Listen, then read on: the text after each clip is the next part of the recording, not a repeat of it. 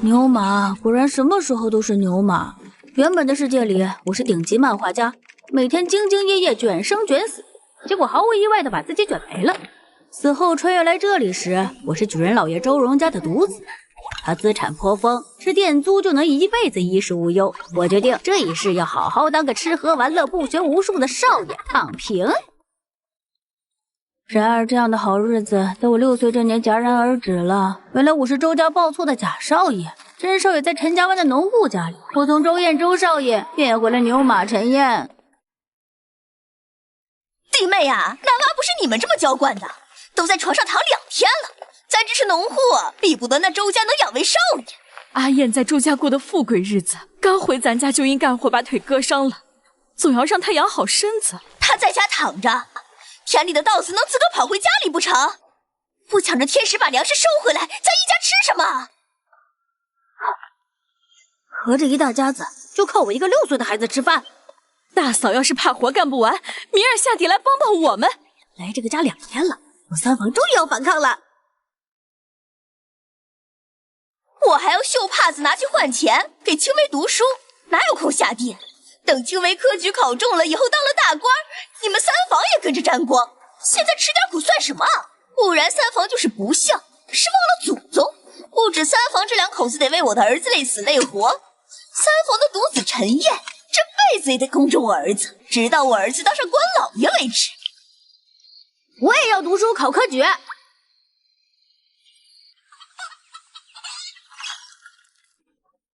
我也要读书考科举。这一世想要过得舒服，只有科举这一条路。正所谓穷秀才富举人，等我像周荣一样考中举人，拥有大量田地，就可以舒舒服服的躺平。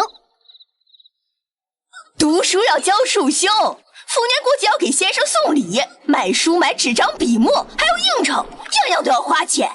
你以为咱是什么富贵人家？说读书就读书，咱家就供得起一个读书人。哦，那就全家供我读书啊！啊，儿啊，你可真敢想啊！你做什么美梦？我儿子读了10多年书，马上要考上童生了，你让我们放弃他来供你？都读了10几年书也没中童生，更该把机会让给我。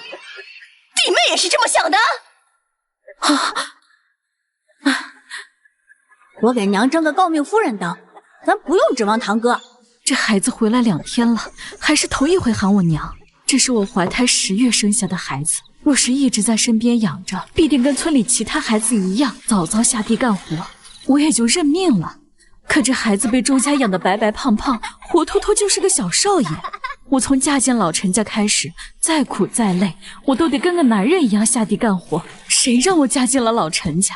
可我的儿子也不比别人生的差，为什么大房的儿子可以读书当老爷，我的儿子就要从少爷变成面朝黄土背朝天的庄稼汉？大嫂，咱祖训也没说只能让大房子孙读书。还以为老三媳妇是个老实的，今天才知道老三媳妇竟然想要比大房强。我看呐，你这宝贝儿子已经是个好吃懒做的了，打着读书考科举的主意，就是不想下地干活。知我者邹氏也。都站着干什么？家里家外的活全指望我这个老婆子不成？娘累着了吧？哼，去地里摘菜可比不得你们闲聊累。奶，来老陈家2天了，还是头一回吃这荤腥。赶紧吃，别让你大娘瞧见。娘，你没长嘴啊，只知道带着孩子站着，由着他骂。当家的是大嫂。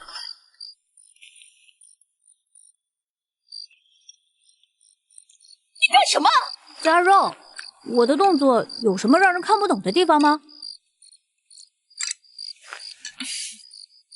你堂哥读书费心血，大伯每日去主家算账也费气血，他们俩都要靠吃肉补身子，你每天躺着，吃的哪门子肉？阿燕，快坐下。奶奶是长辈，家里的肉就该有她一份，不然传出去，大家还要以为堂哥的圣贤书都读到狗肚子里去了。大梁朝与明朝的制度很相似，读书人极注重名节，正所谓饿死是小，失节是大，大房是万万不能辱了陈青梅的名声的。娘，阿奶该吃肉。爹要下地干活，不吃肉哪来的力气啊？你是饿死鬼投胎还是怎么的？一双筷子专往肉碗里伸，天天活不见干，吃的倒是顿顿不落。你们大房能吃肉，我为什么不行？肉是我爹娘挣钱买的，就是没你的份。家里的粮食都是我爹娘种的，我们三房种的粮食大家一起吃。你们大房买的肉一块都不分给我们，你们大房这家当的真够丧良心的。要不干脆分家吧，谁也不占谁的便宜。一家人谈什么分家？家里10亩田地都是我爹娘种着，他们一年到头在地里忙活，桌子上有肉都不能夹一块，这叫什么一家人？别说在现代，就是在周家这6年，我也能每天吃到肉。老陈家这碗水煮肥肉看着就腻，我才不馋。可今儿我就是要把事儿挑明了，不能一直让三房稀里糊涂当傻子。我带了1刀肉回来，你就煮这么一碗，够谁吃的？把今天带回来的肉都做了，端出来让大家吃个饱。行，这就去。赶紧吃，别让人以为你们2口子不会吃肉。乖孙子，我们会夹，你自己多吃点，好好补补你的腿。哎呦，我的乖孙回来才2天，瘦的都不成人样了。他还瘦，整个陈家班都找不出一个比他更胖的人了。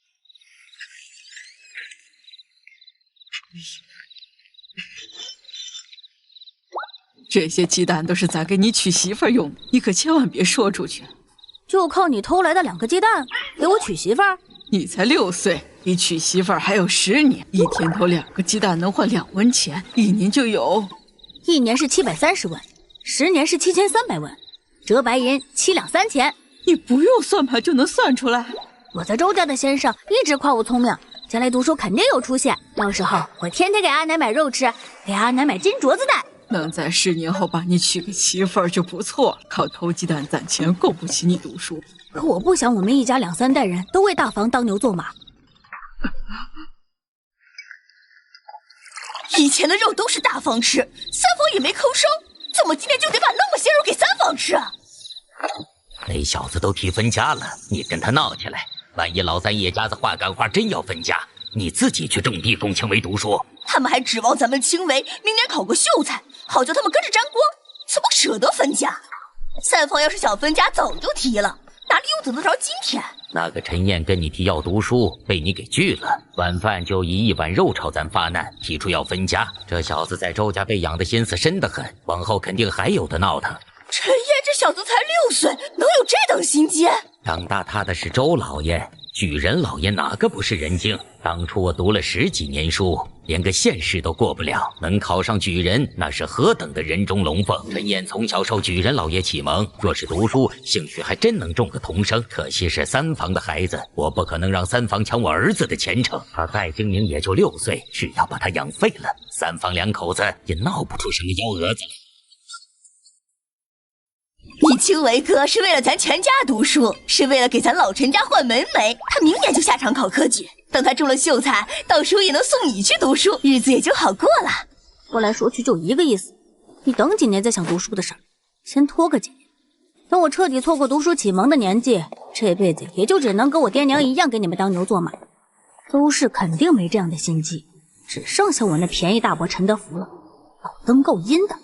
大娘说的有道理，还是阿燕懂事。我最近要练字，堂哥的笔墨纸张都分我一些。你练什么字啊？为了恭亲为哥，我几年都不能读书，要是连字都不练，这几年就荒废了。我以后也想为咱们老陈家换门楣。不就是一点纸和墨吗？能换以后三方继续乖乖供我家青梅，也不算亏。哦，3张纸写不了几个字。大娘，你该不会连纸都舍不得吧？那还是一家人吗？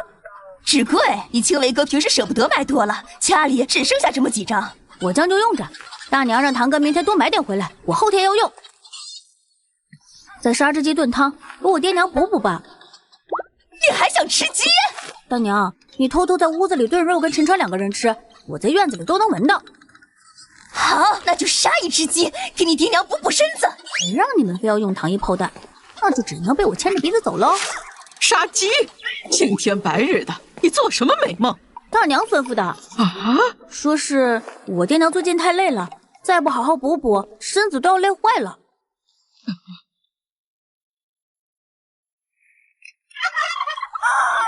读书资格暂时拿不到，可以先赚钱。最适合我赚钱的方式是画本，有些印刻精良的画本会带一些插画，大多绘制的极粗糙，这不就是我的机会吗？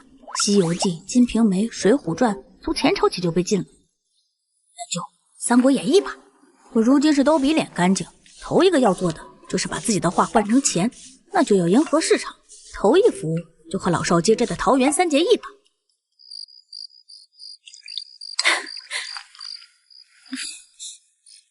没有肉，鸡汤比肉还补身子。大伯，我可以吃鸡肉吗？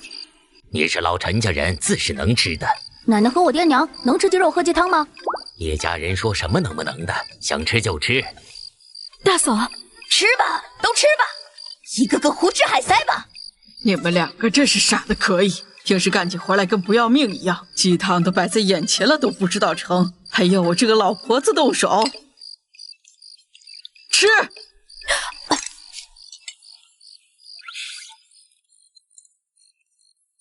我这孙儿真聪慧，可惜糖衣炮弹怎么才坚持了1天？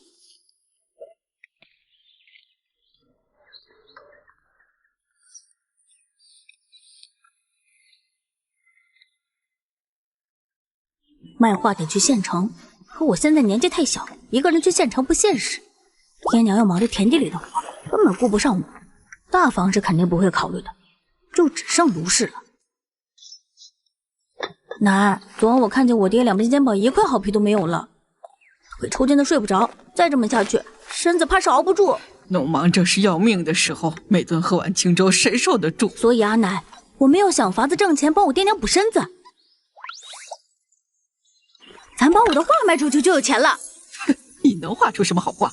阿奶，你太小瞧我了，我可是举人老爷养大的，也是他教我画的画，10里8乡都没有比我画的更好的。不信您看看。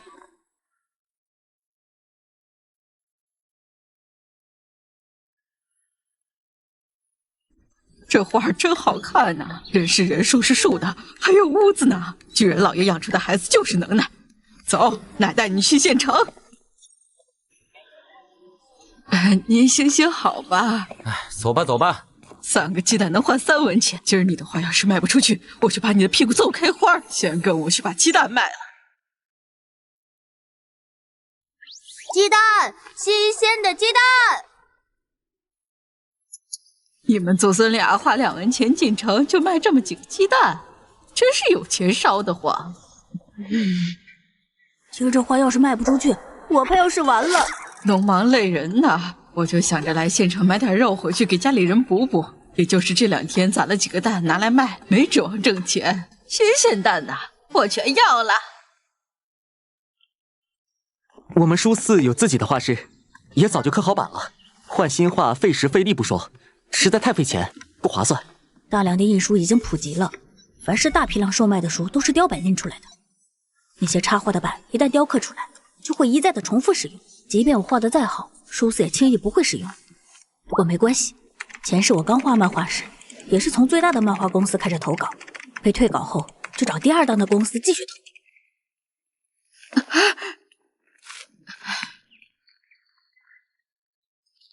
回家得了。你们书肆可收《三国演义》的插画？还以为陈燕已经很胖了，跟眼前的胖墩比起来，实在是瘦的可以。《三国演义》的插画我看了不下10版，有什么好看的？进城花了3个鸡蛋，画却没卖出去，亏了，亏大发了。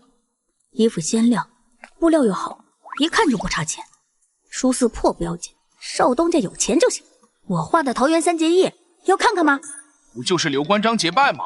还能画出花来？我这幅画是宝贝，比你看过的任何一版都好。你要是不看，就损失大了。那就给本少爷看看你的大宝贝。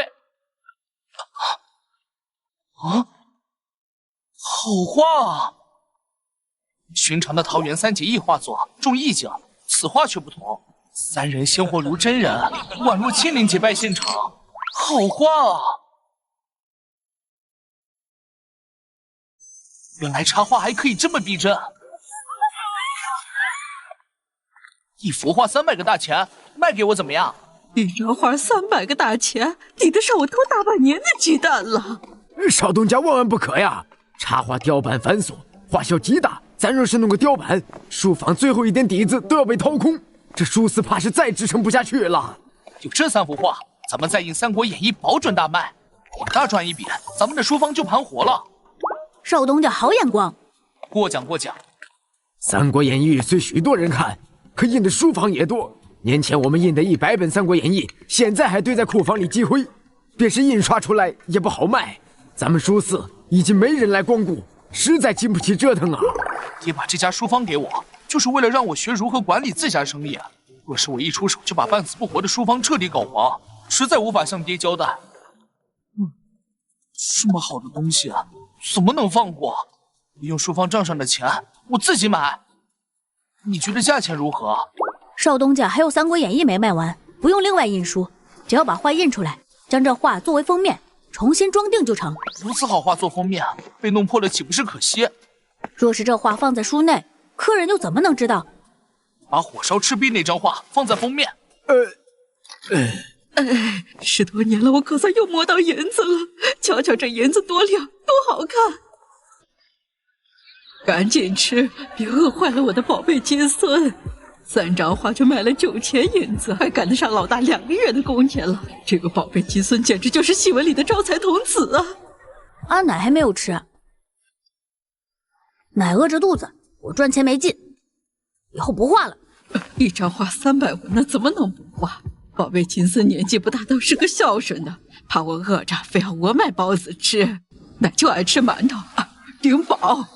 一个肉包子要2文钱，一个大馒头只要1文钱，分明就是想省钱。算了，不揭穿他。等以后咱们分家了，阿奶跟我们吧，我会努力赚钱，让阿奶天天吃馒头。地主家也不能天天吃馒头，咱什么人家还能过那神仙日子？老伴儿走后，无人再顾我饥寒；长子富足，只顾自家；次子离家不归，三子贫寒，有心无力。唯有小孙儿贴心照料，给我温暖。等我长大了，不只要当地主，还要当举人，让阿奶每顿白馒头就着肉吃。等你长大，阿奶都要去见阎王爷了，还是享不到你的福喽。那人一看就是出自大户人家的管事，陈德福跟陈清维怎么会跟这样的人吃饭？一会儿再收拾，我有话要说。高老夫人上个月去了，高家那位侍郎前几日回乡丁忧。高家在平兴县盘踞多年，祖上出过3位进士，举人更是高达7、8位，在平兴县可谓第一家族。清维往后是要入朝当官的，若能拜这位高大人为师，往后就是前途无量。可那样的大官怎么会愿意收清维当弟子？清维天资聪颖，必定前途无量，只要见到侍郎大人，定有机会。可清维如今没有功名在身，高大人又怎么会见他？我已托关系结识了高府的一位管事，只要他帮忙，在高大人出门时让清维碰上便可。只是果然有指示，如今找高管事的人极多，这帮谁不帮谁，就要看各家的诚意。大哥的意思是，大房一直管着家里的银钱，这些疏通的事，往常并不会跟我们说。高管事说了，要100两，方才愿意帮忙。100两，抢钱呢？啊！那是高家侍郎大人，若能拜入其门下，清为县市、府市皆能得到关照，将来考取秀才举人，便可光耀门楣，了却祖辈心愿。100两银子实在太多，我们哪里拿得出来？这些年你大哥每个月发工钱，加上我绣帕子挣的，一共攒了33两银子，再卖些田地凑一凑也就够了。卖地？家里一共也就只剩下16亩田地，要是卖了，咱们吃什么喝什么？等清维有了功名，还怕没田地吗？谁能说得准什么时候考上功名？有高侍郎的指点，我肯定很快就会考上秀才。三弟，如今只要100两，就能为清维买个大好前程，给咱们老陈家换门楣，你究竟舍不舍得？孩子他爹，三弟，爹一辈子都在为咱们读书努力，临终交代我们一定要供出一个举人。如今机会摆在眼前，还有什么可犹豫的？爹的遗愿我无论如何也要完成。往后我儿有个侍郎大人当师傅，以后不只要当秀才、当举人，还要当县太爷，再娶个高官家的女儿，那我就是县太爷的娘了。可田地也是爹留下来的，不能卖。田地归我们大房管，你凭什么不愿意卖？家里是大哥大嫂当家，可田地也有我3房1份。青梅是为咱们整个老陈家争光，你们就是想让你们那个毛都没长齐的小崽子取代青梅读书，好让我们大房都供他。陈德胜，你就是表面看着老实，其实一肚子坏水。大嫂这话说的丧良心，孩子他爹都累得比大哥还显老了，每天连口饭都吃不上。你们大房捞干的吃，我们3房喝稀的，这些我们都忍了。你们还要卖田地，你们这是不给我们孩子一条活路。你个搅屎精！一进老陈家的门，就一门心思撺掇老三跟我们离析，好把这个家搅和散了才高兴。好歹是兄弟，你们大房当家就不把兄弟当人，连二哥都被你们欺负的离了家。够了！我倒是不知道你们3房对我有这么多怨气。3房这么多年受了多少委屈，感情你都不知道。老娘生你养你这么些年，怎么的你还想打我？老二德禄就是受不了你的苛待，离家出走。如今你又想彻底逼走老三吗？我这是为了老陈家往上爬，你不懂别跟这胡说。我再不懂也知道你是个狼心狗肺的，想要把老二老三的田地都给卖喽。老头子你怎么就死了？你看看咱都被欺负成啥样了哟！我可怜的儿媳哟，嫁进咱家过的什么苦日子？嚎什么哭什么？我看你们就是无理取闹，分家吧。你说什么？大伯卖自己的田地，没人会拦着。分家吧。对，分家。这是老三你的意思？大哥，分家吧。好，好，好，你要分那就分。当家的，咱都是一家人，不能分。3房觉得分家了，自个儿能过好日子，我们还有什么好留恋的？分了更好，我也用不着顾念他们。3叔3婶这是看扁了我，觉得我考不中功名，不愿意供我了。娘您何必求着他们？等我儿考中功名，你们别来沾光。我们往后就算要饭，也不会要到你们家。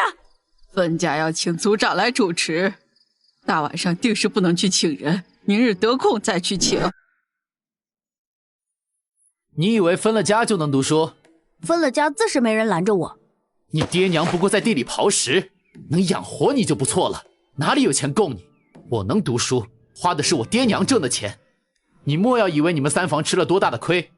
就算是村里人，在看到我爹娘日夜不停干活，也要感念一句真辛苦。身为一家人的你，却能视为理所当然，毫无愧疚之意。你爹娘能供你，为何还要卖我们的田地？你们大房挣的钱，我们3房没有一文；我们3房种的粮食，你们大房顿顿不落。如果你是因为往后3房不能供你读书而生气，我不会多话。可你刚刚那一番话，竟觉得自己丝毫没占3房的便宜，这就太让人觉得心寒了。那就看看分家后，你们一家能过什么好日子。树大分枝，既然要分家，就好好说说这个家怎么分。当家的一直是大房，家产如何，自然要大房来说。家底子大家都知道，16亩田地，3间青砖大瓦房和2间土坯房，外加1间厨房1间茅房，现银是33两，家里还有些桌椅板凳锅碗瓢盆的。爹临死前叮嘱我要抚养2个弟弟成家，我是尽心尽力。如今老三成家生娃了，倒显得我这个大哥刻薄了他。大伯，你不要怪爹，是我晚上饿得睡不着，想跟2位堂哥一样吃干的，才想分家。您要是不愿，我们不分了。咱家粮食不够，我去周家找我爹娘借粮食，等我长大了再还给他们。小小年纪不学好，竟在这胡乱攀扯，咱家何时亏待了你不成？小子从小就被周举人教导，所谓诚其义者，勿自欺也。此句出自《大学》，意思是所谓真诚的意念，就是不自我欺骗。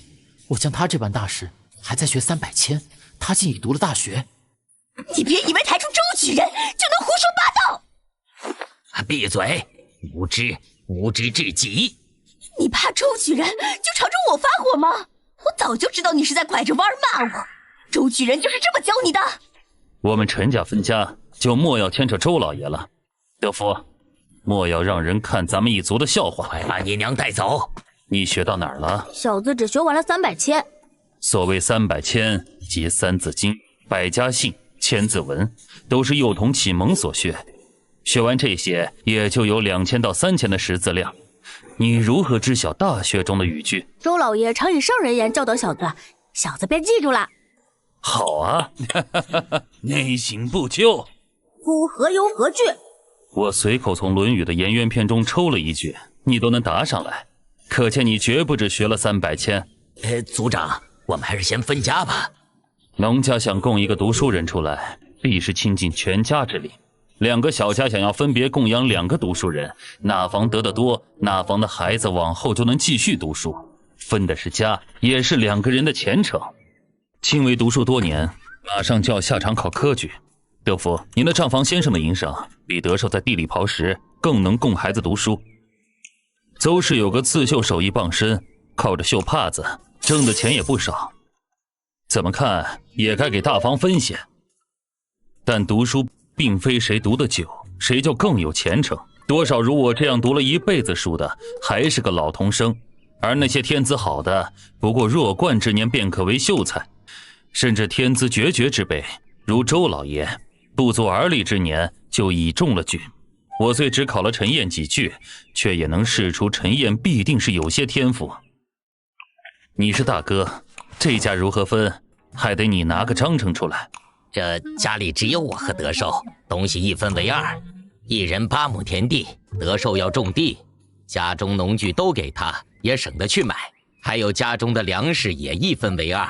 只是我们大房要供青微读书，花销大，银子便要多分些给我们。三弟就吃点亏，当为咱爹尽尽孝。等青微考中功名了，不会忘记你这个三叔。本来将青微读书的事拿出来压一压，这33两银子也能到手。可陈燕突然跳出来，在族长面前好生表现了一番，哪还有把握？我不同意这个分法。咱老陈家有3个儿子，老二德禄虽说出去了，总有天会回来，家产也要给他留一份。分成2份，对大房就没多少了。如今还要分成3份，那我们大房分到手能有几个子儿？德禄离家10年都没回来，怕是往后也不会回来了。若我死了，德禄还没回来，他那一份就分给大房和3房。老三家的，你们答不答应？娘说的是，我没意见。族长，你说老婆子我这话在理不？德禄虽未归家，也是咱陈氏子孙，这家产自是要分他一份。说如此分，青微还怎么考科举？娘，青微可是咱们老陈家的长孙，您要逼着他回来当个庄稼汉不成？青微是我孙子，可德禄更是我儿子，我不能让德禄回家连个落脚的地儿都没有。您就这么见不得青微好？物有本末，事有终始，知所先后，则近道也。既是分家，也该分到父辈，又岂能以孙辈为主？既知是父辈分家，又岂有你一个小辈说话的份儿？阿奶被人欺辱，孙子又怎能充耳不闻？跟儿子比起来，我实在嘴笨。这孙子不过6岁，还不到德福肩膀高，就敢为了我这个奶奶与德福对上。我那个长孙青微还在屋子里陪着他亲娘，哪里会搭理我？青微有你这个爹为他盘算，就算你们熬不住，最多也不过是不读书。德禄要是没分家底子，那就得饿死。青微读书不只为了我们大房，也是为了陈家，为了整个陈族。想要让一个家族兴起，一个童生是远远不够的，最少要出一个举人。而中举急需天分，多读几年书实在无用。这孩子虽小，出口便是圣贤也，还能宠辱不惊。单是这份能力，就比陈青微强上不少。如此天资，往后若能坚持读书，能走得比青微更远。既是分家，应该公正，没的道理往后还要兄弟一直吃亏帮你们。家中的田地3兄弟均分，一人5亩。陈德禄的5亩由卢氏管着，剩余1亩分给卢氏养老，33两银子，一家10两，其余3两也归卢氏。垫出去的地正好是6亩。卢氏又年纪大了，干不了庄稼活，往后只管守店租，青砖大瓦房，兄弟3人1人1间是正好。族长，您是看着青微长大的，他很快就要拜入高大人门下，可这般一分家，我们连办事礼都拿不出来，这是要毁了他的前程的。是那位在京中的高侍郎高大人？就是那位。等他一回来，我们就拜师了。那位可是真正的天之骄子，要是能拜入他的名下，往后庆伟可就真是前途无量了。若果真如此，这个家就不能均分，必要全力将陈庆伟往上托举。咱们整个陈族的未来，可就压在庆伟你的肩上了。小子必竭尽全力，以振兴我陈氏一族。好，好，好。哎，庆伟是有出息，可咱家底子薄，往后压根供不了他。侄子有出息，德寿你要好生帮扶，能帮扶的我肯定帮扶。只是我一家也要过日子，还是得靠族里帮扶。能帮的族里定然要帮。青维哥，那位高侍郎远在京城，你何时见过他？庆伟已经入了高管事的眼，等高侍郎回来，立刻就会牵线。高家的管事能替主子决定收谁为徒吗？高侍郎那样的大人物，还要听老家下人的话？3间青砖大瓦房，正好一家一间。德路那间由你们娘住着，明儿个拿着田契、地契去县衙更名。好好供你儿子，往后要是有什么难处啊，族里能帮的定会帮。其实陈燕今日的所言所行，目的都极明显。我活了大半辈子，自然一眼就能看穿。若是你等如此行事，我定会不喜。可陈燕只有6岁，这不喜反而变成了期待。小年纪就能有如此心机，若好生培养，往后必定能撑起陈族。至于陈清伟，一门心思讨好高门大户的下人，又能有多少心思放在学业上？即便再聪慧，走入捷径就注定走不到康庄大道。你既已启蒙，就该入学院读书。这县城有好几家书院，都不如高氏族学。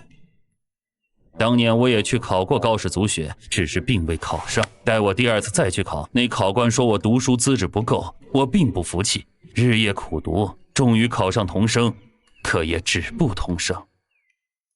高家族学要求高，你尽力试试，若能考入，苦读10来年，或可中秀才。谢族长指点。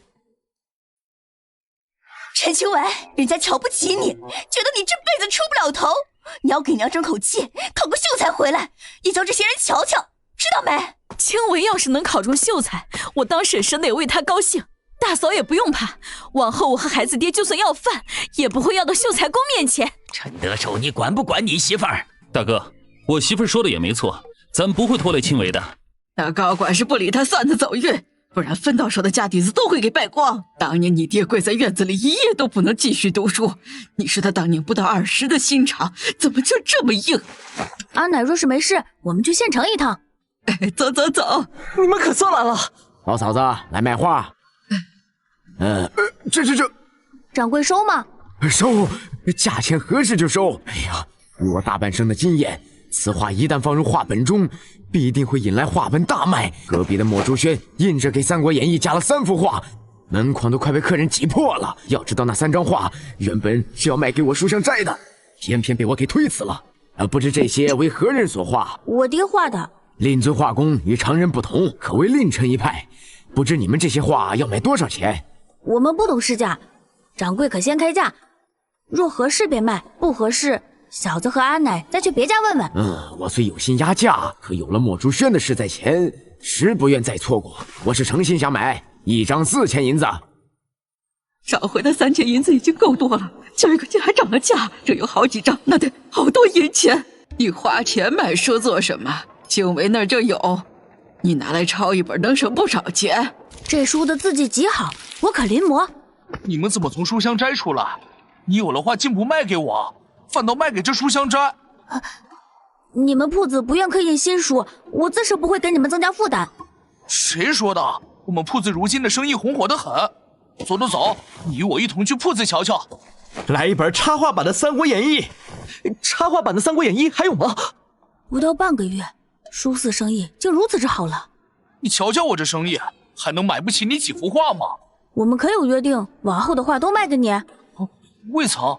兄台如何称呼？陈燕。我姓孟，名永长，既已相识便是朋友。往后若再有画都卖给我，我定不会让你吃亏。刚刚书香斋是以4000一张画收的，我给的价只高不低。你别看我这书肆不如书香斋，我家很有钱，也颇有势力，在这平兴县没什么摆不平的事。你若有什么困难，尽管跟哥哥说。你3张画就让我的墨竹轩起死回生，你我合作，往后我必会将墨竹轩做大做强，我便可顺势接下族中生意，到时也就不用再日日背圣贤言，读圣贤文章。我想去高氏族学。兄弟，你别为难哥哥，高氏族学每年只招收10名学生，太难进了。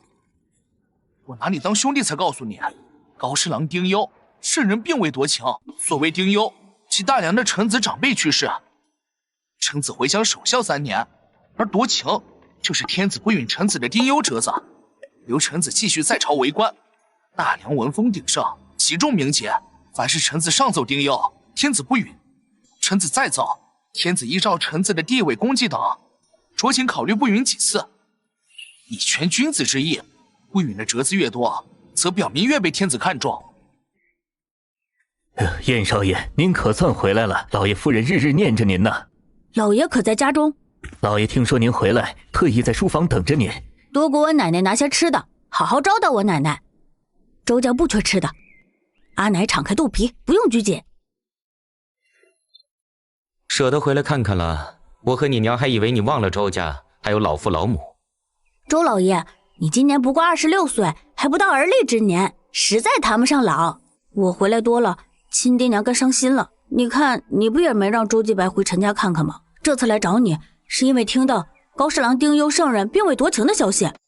高侍郎贵为3品大员，天子竟不夺情，这是全然不顾高侍郎的颜面。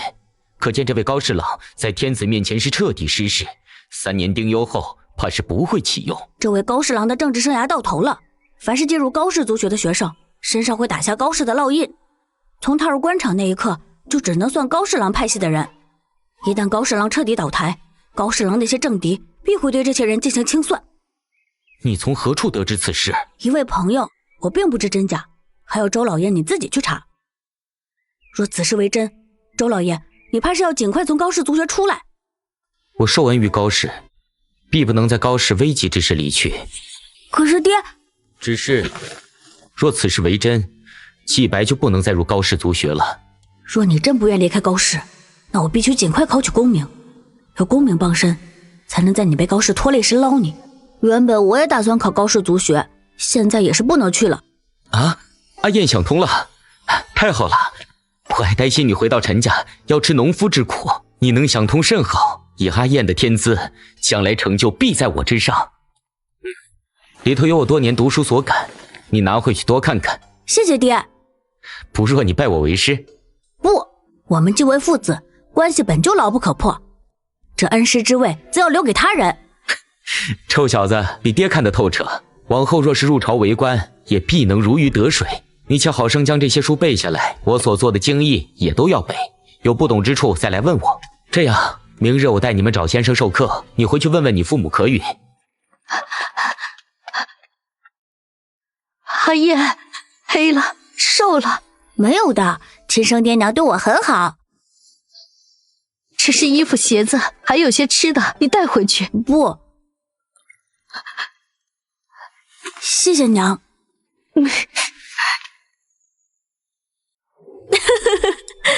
季白在周家也能读书了，我今儿看他比以前胖了些，也白了些，身上的衣服也是细棉服的。只是陈燕以后要跟着我们受苦了，咱的日子也会越来越好的。对了爹，周主任说明日他带季白寻夫子，你若同意，我可同去。我明天送你去。既然阿燕要读书，以后那间青砖大瓦房就让阿燕住吧，休息好了才更有精神读书。谢谢爹，谢谢娘。你们切记，在杨夫子面前要讲规矩，莫要耍滑，须知做学问前，先要学做人。杨夫子当年乃是平兴县有名的神童，3岁熟读4书，5岁可作文章，12岁中秀才，15岁中举，可谓前途无量。举子们若有心会考，会四处游学，以此来了解各地民情、当地政策等。杨夫子在游学时遇上乡绅强占民田，愤而上告，帮那农户讨回良田，却也得罪了当地乡绅，还未离开当地，他的右手5根手指尽数被砍。大梁朝规定，残缺之人不可参加科举，杨夫子的科考之路随着他的手指一同被砍断。此后就去了大户家中当先生，如今年纪大了，回老家安享晚年。我因此前受过杨夫子的指点，与他颇有些渊源。亲自上门拜访后，方才有了今日将你们送去，与杨夫子相见的机会。不愿拜师杨夫子，若要拜师，也该在我有过秀才功名之后，如此方有机会寻得名师。正所谓大树底下好乘凉。以你的才智，往后必能入官场。说你早早站队，将来依附之人一旦倒台，你必会受到牵连。我深受其苦，不能脱身，只能护着你们不要走我的老路。你说的对，连朝局都不知道就贸然站队，无异于找死。是我错了。杨夫子在家吗？正值春耕，我实在忙碌。若他们二人愿意，就随我一同下地吧。插秧也该如写字板，每一株都要认真。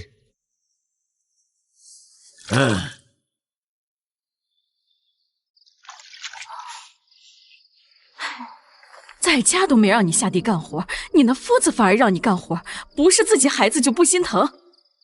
这是杨夫子对我们的考验。你在看什么？周老爷呢？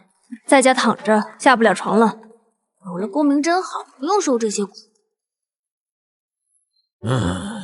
那俩孩子表现如何？每日送走二人，我都会检查二人活计，提出插秧歪扭不匀。先是未干过农活，后建成直线，分布均匀，种玉米时锄地打垄亦有进步，足见二人认真不敷衍。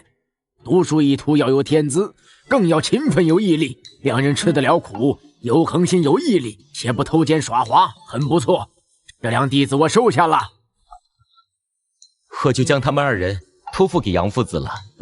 你不过高氏族学一位夫子，想退还来得及，又何必如此执着？当年爹娘去世后，家产被同族侵占，我因交不起束修，险些气血。幸得高夫子怜惜，高家免我束修，他还每月自掏腰包供我笔墨吃食。我受高氏大恩，怎能退缩？当我也明知不可为而为之，如今又如何能劝得动你？那我就提前恭喜你，收了2位好弟子。我那独子天资不输我，养子无论技性还是悟性，都是我平生所见最高之人。要不是我无力护着他们，定是舍不得交给你的。阿燕回来了，大娘是有什么好事吗？你亲为哥要去高氏族学读书了，我特意炖只鸡给他补补身子。三弟，不是做大哥的说你，人要向前看，别老盯着脚后跟。高氏族学不是开春才收学生吗？怎么亲为这会儿进去了？旁人自是去不了，可我跟那高家的管事关系好，虽不能亲拜高侍郎为师，入族学还是能办到的。想将阿燕送进去，说声便是。你我兄弟能帮一把，我也是愿意的。10两银子虽多，却能给阿燕谋个好前程，也是值得的。可加上阿燕挣的，咱手头才15两，交10两后剩5两连束修，笔墨纸砚都不够。多亏有周老爷送的书不用另买，不然连笔墨纸张都买不起。爹娘，那高氏族学已经不是好去处了。高侍郎丁忧，圣上并未多情。高家除了高侍郎，还有好几位在朝官员，这门楣还是高的。爹，您太纯良，幸亏没入官场。高侍郎是高家靠山，其下属靠他稳坐官位。如今他倒了，下属必遭排挤，官位难保。若是以往，高氏族学风头正盛，莫说10两银子，便是出100两，也要等到年后开春时才能进。而今高氏族学如此行事，事出反常必有妖。那高家就这么败了？会不会败，要看高侍郎所在派系保不保，对方派系出手是否狠辣。你自己舍不得钱就罢了，竟还要拦着我。我青梅就是要去高氏族学，谋个好前程。你既如此想，那便如此想吧。我既已足视过你，便问心无愧了。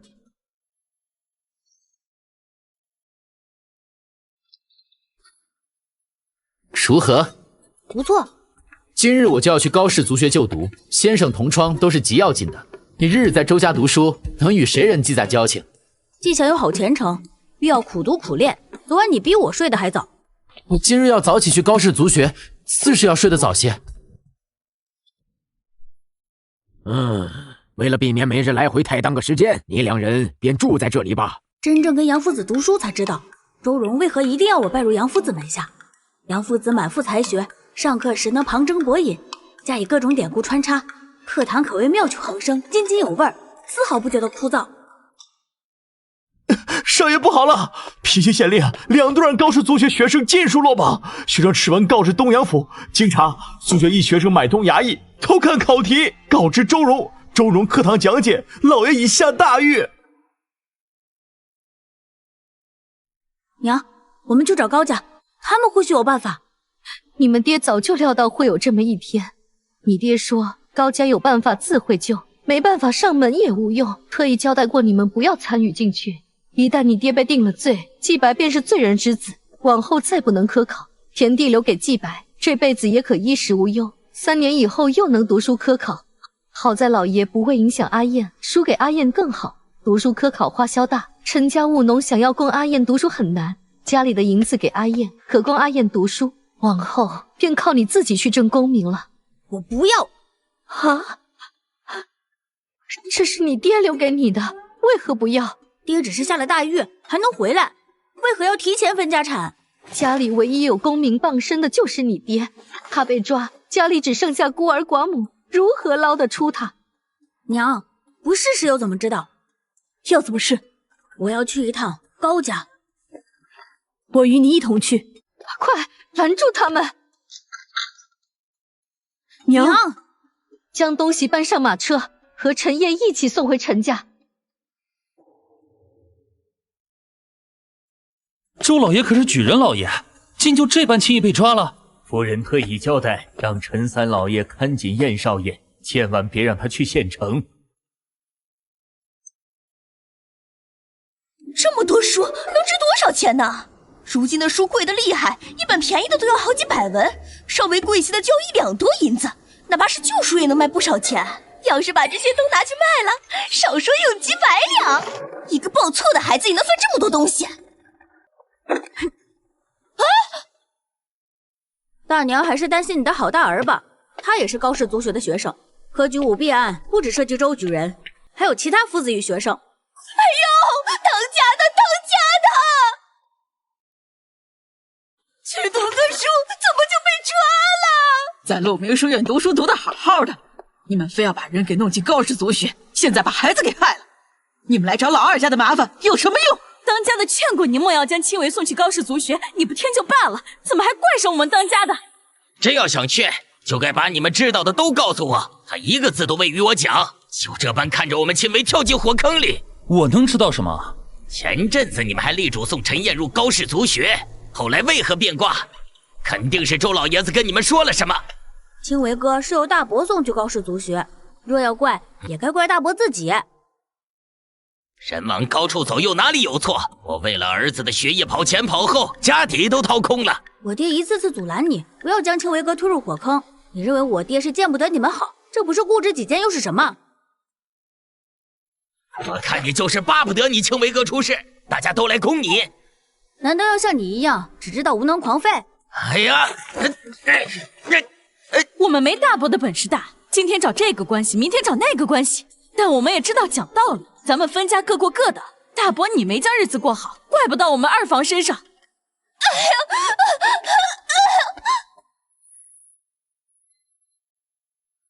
高氏族学真不能读了。现世祖高氏子弟，显然有人欲断高氏根基。高氏族学为高氏命脉，既培育子弟，又输入人才。高氏招生反击，双方争斗，百姓唯有避之方能自保。我即便苦读也难入世。你在周举人身边眼界远，思虑深，7岁便懂趋利避害，远胜于我。阿燕，以后家里赚钱的事不用你，你就专心读书。爹赚钱没我多。你莫要以为你爹只会种地，等春耕完了，爹就去码头扛包，一天可赚30个大钱。我上个月的画卖了10两。下次给爹留点脸面，不然显得我这个爹很没用。哦。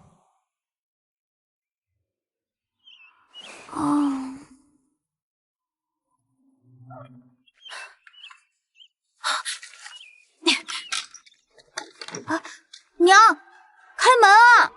我和你爹要下地干活，没法看着你，只能先把你锁起来。你就在屋子里看书吧。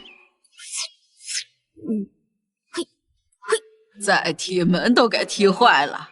阿奶，我爹娘将我锁起来了。江氏特意交代你爹娘莫要让你跑了，你就安心在家里待着吧。你青维哥还不知道怎么样呢。阿奶，我有办法救青维哥。你有什么法子可以救青维？你可别让他骗了，他要是真能说服高家，为什么周夫人要拦着他救周老爷？我去高家有可能会得罪高家，影响我的前程。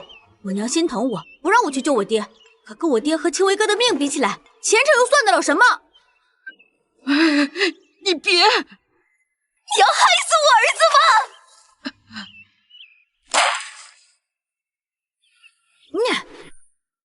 你只会帮个倒忙。阿奶，你陪我去吧。能不能救出我那个傻子周爹，就只看这一遭了。我不允许有意外。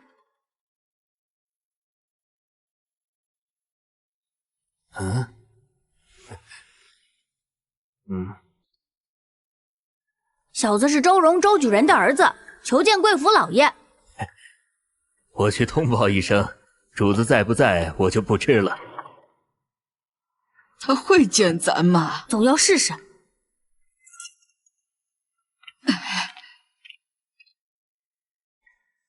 高二公子喜赴河湖钓鱼，比其他贵公子黑，定是此人。见过二公子。你怎么知道是我？家父曾说过，二公子善垂钓，是爱鱼之人。小子见公子亲自喂鱼，就有此猜测。周荣从小才智过人，他的儿子倒也不遑多让。今日见我是想救你爹。要救我爹，更要救高家。周荣涉及科举舞弊，与我高家有何干系树虽是往上长，能不能抵挡风雨，却是看根在地里扎了多深。一旦根腐烂了，纵使大树如何枝繁叶茂，也是枉然。是谁教你说这些？夏季炎热，小子常靠着树乘凉，有感而发。你且起身吧。将腐烂根须切除，就可保住完好根须。大树依旧向天生长。一旦腐烂开始，就会散发气味，引得虫蚁竞相围过来啃噬。到时莫说坏了的根须，就是好的根须也会被啃食殆尽。大树根须已有腐烂之象，要是不切除，只会引来更多虫蚁。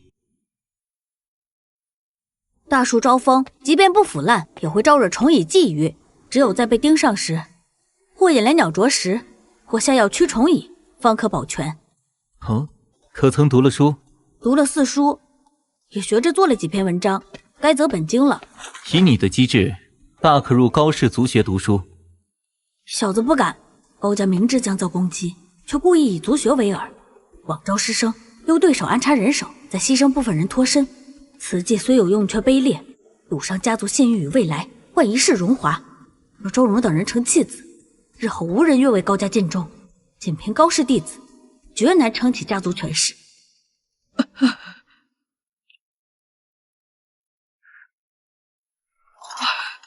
哎呦，咱好不容易见着人了，你怎么一句也不提你堂哥，光跟他说烂树根的事儿？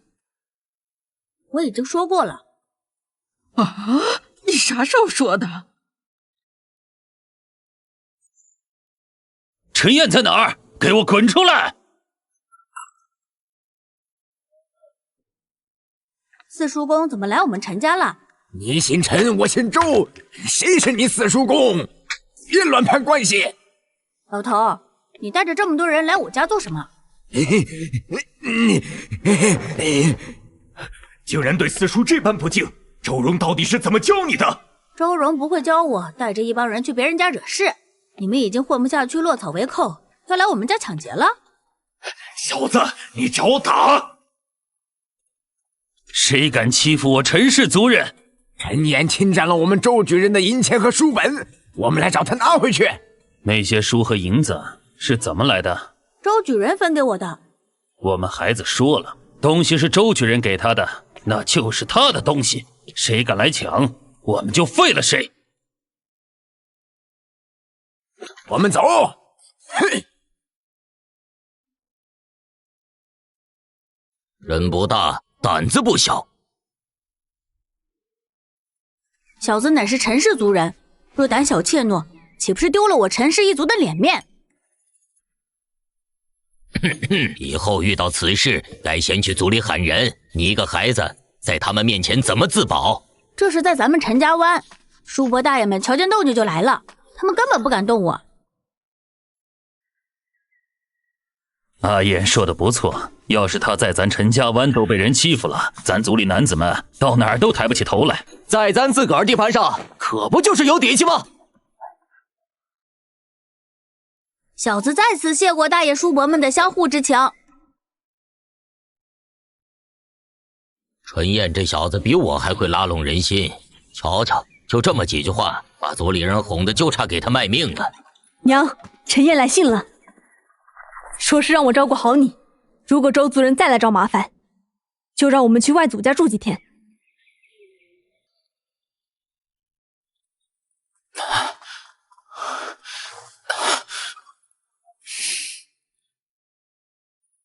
阿奶说你去高家给高二公子讲了如何种树，我就被放出来了。高二公子喜欢种树。阿奶说的对，多谢救命之恩。你本就是蒙受冤屈，不该被关。你若有空，还是去看看周老爷吧。周老爷怎么了？他是涉案最深的人，总要多受些苦。现尊被罢黜，镇江省安察使司严查科举舞弊案，查出其受贿泄题，平兴县多数考生知情，高氏族学师生仅受牵连，判无罪。府衙地牢潮湿，牢犯搜坏，他又屡遭提审，精神紧绷，吃睡难安，身子变垮了。夫人，高家来人了。老爷还在睡，族中长辈更是不敢请，无人接待怎么是好啊？娘，孩儿是周家的子孙，这接待事宜就由孩儿来吧。你不满10岁，却要在此时撑起门楣，若是老爷还好好的，断然不会让你一个孩子去面对这等难事。我和季白一起去，2个人有个照应。你们就派2个小孩来招待本少，周容人呢？老爷在府衙大狱中受了寒，还起不了身，刚喝完药睡下。哼，我堂堂高家少爷亲自来看望周容，周容反倒在睡觉，还这么2个小子来招待我，看来是完全没将我放在眼里。高公子慎言。哼，周容好歹是个举人，你又算什么，也配来招待我？我爹为了给高家报恩，始终不离开高氏族学，最后被关进府衙大狱，险些丧命。你高家竟语出羞辱！我去高府见高二公子时，并未被冷落。七公子如此瞧不上我等，想来应该是有功名傍身，不知是生员还是举人。我后年就要下场考县试，到时自会挣到功名。七公子怎能断定我们以后挣不了功名？须知科举一途，本就是朝为田舍郎，暮登天子堂。那我就看看你们后年能不能中县试。哼！将东西一并带走。你们想与我高家断义！你们想与我高家断义！七公子如此羞辱我兄弟2人，若我们还收七公子的东西，我兄弟2人岂不成了软骨头？七公子要是不拿走，我兄弟2人只能亲自将这些送还给2公子。搬走！哼！爹是为高家受苦，高家又哪里把爹放在眼里？今日若你是我，你会怎么办？我会把七公子往死里整，谁来整谁。后年下场吗？七公子已经下了战帖，若不应战，岂不是显得我们是软脚虾？我们如今连诗文都不会写，想要参加后年的科考，必要脱一层皮。前些日子也在大牢里，我和娘在家里备受煎熬。四叔公等人不仅去陈家湾闹，来周家更是家常便饭。与这些相比，脱层皮又算得了什么？我一定要出人头地，叫这些人再不敢来欺负我们。没错，今日但凡我们中有一个举人，甚至进士，七公子还敢如此挑衅吗？若我们事关高家，还敢随便拿点东西，打发为他们卖命的人吗？只有爬得足够高，才能不被人轻易羞辱拿捏；只有权势，才能让人对我们以礼相待。二哥，咱家亲自送去的东西他们都退回来，实在是不把我们高家放在眼里。即日起1个月内不许你踏出家门半步。为何要把我禁足？周荣为我高家在大狱走了一遭，你竟还去他家羞辱他，与我高家名声是大大的损害，此为你一过。陈燕不过7岁，就敢上门和我论进退之道，此等天资本该拉入我高家门下，你竟贸然树敌，此为你2过，2过并罚，只禁足你1个月，已经很宽容了。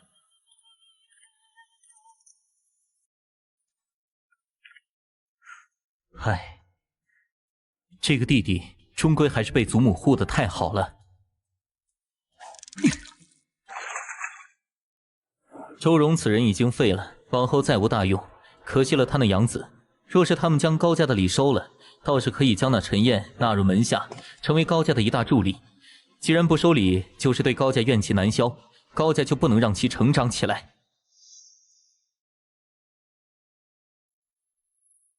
大学之道，在明明德，在亲民，在止于至善。停，字数已背完。回夫子，四书倒背如流，莫宜进阶。学生意识。莫以通晓是根基，科考终究看之意。只以8段，破题是门面。从今日起，上午讲金石，下午专讲之意。先练破题。恳请夫子出题。学生备好了纸笺，今日练10次。不急，先读《礼记》，之意需引经据典。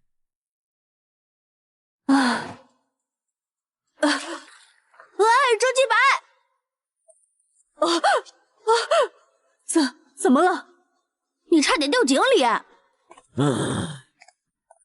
你房里的灯亮到何时？温习的险些丢命。从今日起，须是我亲自叮你熄灯。夫子睡沉了。你们在干什么？夫子。7岁孩童，熬坏身子无用。为何陈烨能挑灯夜读？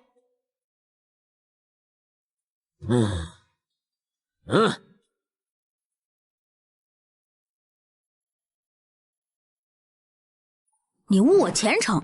夫子说了，你我年纪尚小，休息好才是最要紧的。我这是为你身子着想。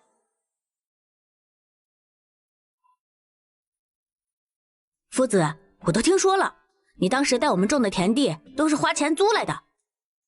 若我专心农事，必会疏于对你们学业的教导，岂不是耽误了你们的前程？还是头一次见有人将撒谎说得如此清新脱俗。读书如种田，光苦功不懂时节会年。夫子，他们为何不请大夫？佃田交足后无余钱，这世间的苦你得亲眼看看。若我将来做官，定不让他们这般苦。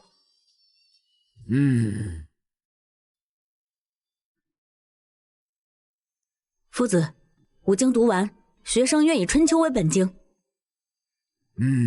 你可知世子多不择春秋？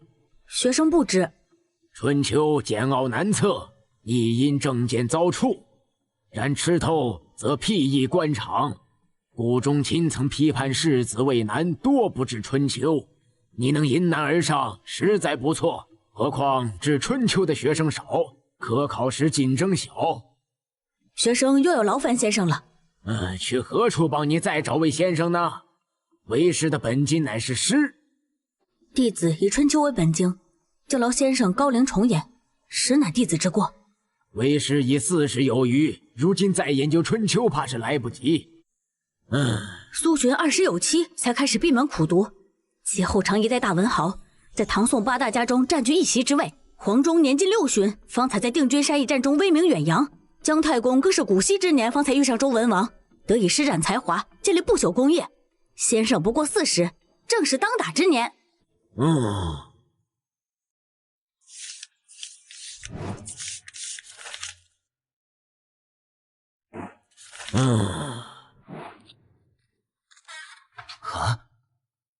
我只被抓了2个月，师兄竟心伤到如此境地，实在是令人动容。你可知陈燕的春秋无人可教，只能我边学边教。这如何来得及？你能为他寻来指春秋的良师，或是让他孤身远赴书院？啊，苦了你了。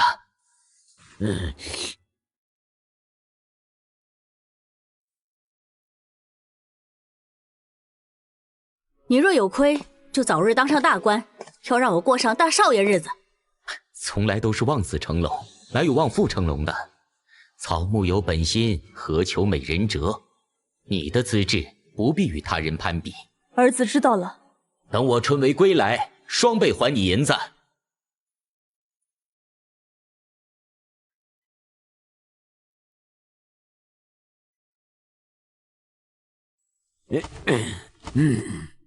今日必须踏春，再读书，为师就要秃了。哼，一年之计在于春，当奋发图强。啊！你们看这寸草不生的脑门，3000烦恼丝，掉了无妨。你日日费神，小心长不高。我去晒太阳长个子。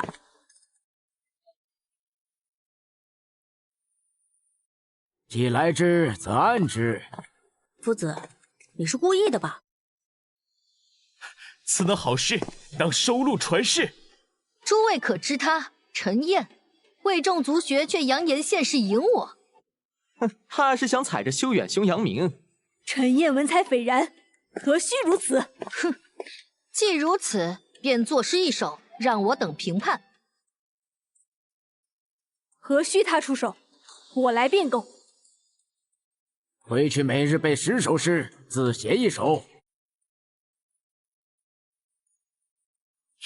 不过如此，不及修远兄。明明我的诗做得比高修远更好。高七公子竟只敢与8岁孩童比诗词？你们不是自诩才华出众吗？怎么又拿年纪说事？高七公子大可四处宣扬你作诗赢了8岁孩童，我必自认输给了你。现世不论年纪，看你明年能否中榜。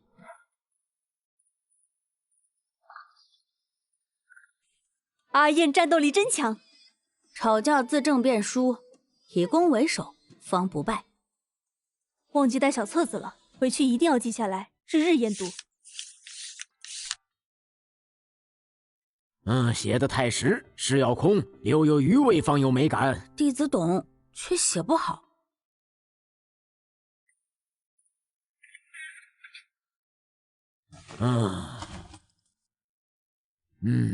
文章火候已到，只是对政令知之甚少，当出去游学。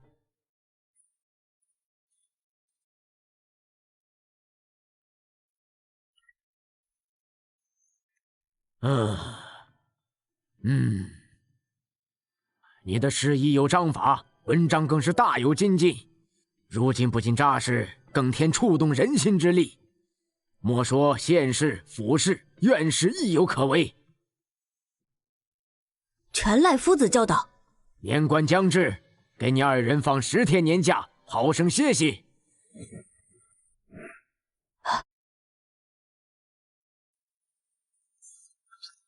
爹娘，我帮着做点什么？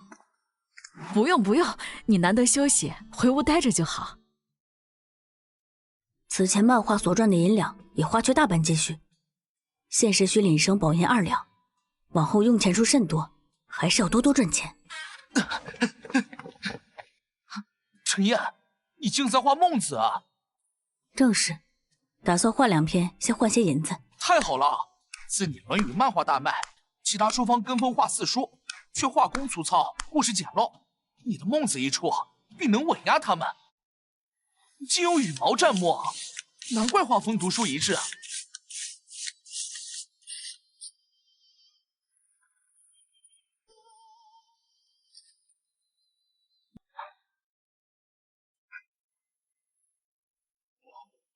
10天5篇，不愧是你！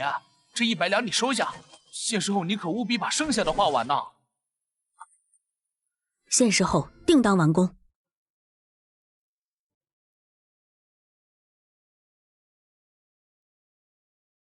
自定于2月初9举行县试，主考官为本县知县陶都。要开考了，咱们苦读这么久，终于要见分晓了。接下来几日，我去为你们联系廪生作保，再敲定互保的考生，你们各自回家备考。劳烦父子费心，我2人定不负所望。不必太过紧绷，劳逸结合，方能稳扎稳打。才读2年多就考县试，纯属钱多烧的。杨夫子没书院药材办私塾，骗你们送钱呢。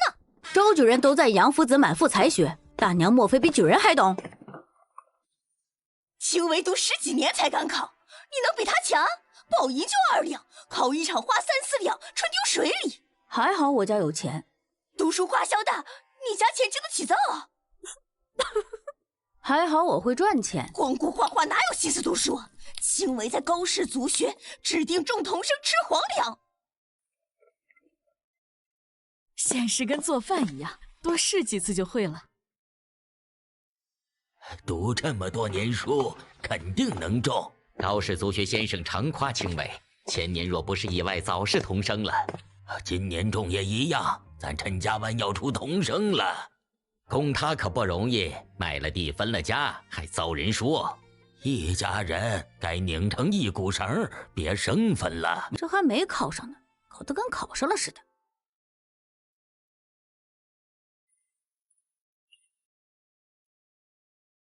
怎么了？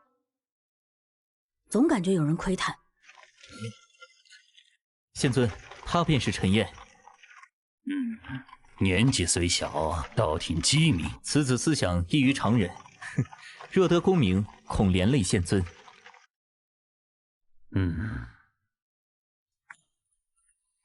德寿，青梅没订着房，让他跟阿燕挤一晚，堂兄弟也好有个照应。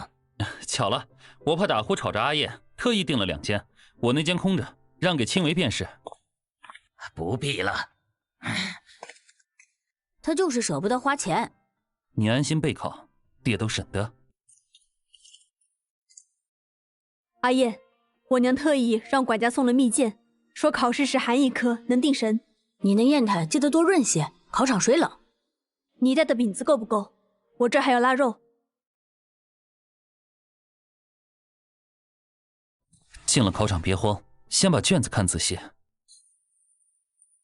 记白，答题别图快，字迹写工整。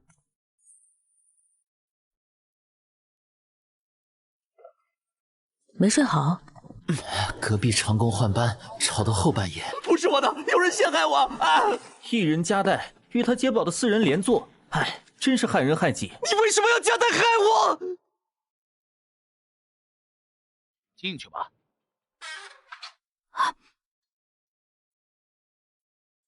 快点抄，别耽误功夫。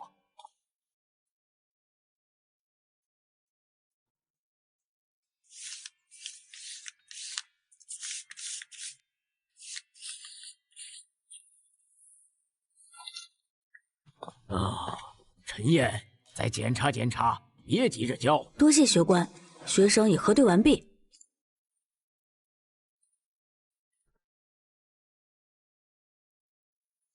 快来人呐！凑够10人，我好离场。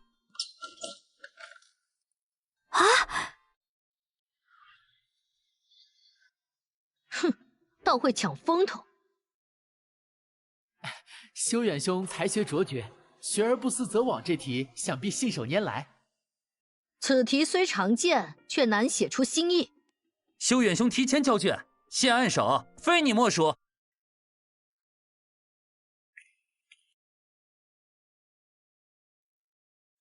题都答完了？答完了。乱写也算答完？又不是你判卷，怎着我乱写？考牙尖嘴利你倒是第一，那你必定不中。哼！爹，我饿了。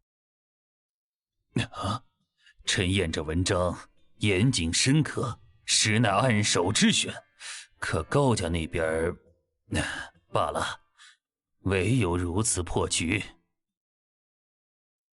钓鱼需耐心尽心，如科考般世事难料，但行好事，莫问前程。陈燕，你太厉害了！天地再大，我们若只是小鱼，不如拼尽全力越过龙门，做直竿之人。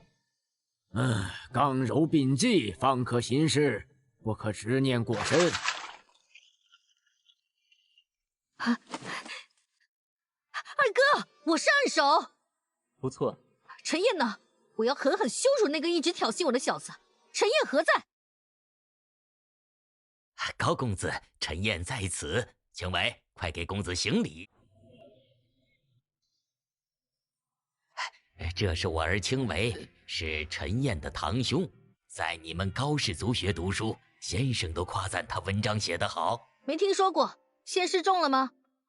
我们这就去看榜。高公子等着知道你的名次，赶紧看了禀告两位公子。榜上没你，我还以为你文章写得多好，原来是自吹自擂。肯定是你看漏了，你好好找找。我没中。我们一家勒紧裤腰带供你读书，你竟然考不中！你每天都在书院做什么？爹，我们回家再说。家里卖田卖地供你读书，你不好好读书，现在知道丢脸了。这里许多人考了几十年也没考中，青维才多大，考不中也是情理之中。大哥，你当年下场不也没考中吗？你们家本事没有，吹牛倒是一脉相承的厉害。考前你那帮犯豪言，现在榜就在这儿，你中了吗？我中了，第50名，营字6号房。我分明已经跟陶都打过招呼，为何陈燕依旧被取中？不过是最后一名就洋洋得意，不知道的还以为你才是暗手。若我姓高，我也会是暗手。我不姓高，所以我要拼尽全力，日夜苦读，谨遵圣人言，方才能中这县试第50名。你若不姓高，又能不能中县试？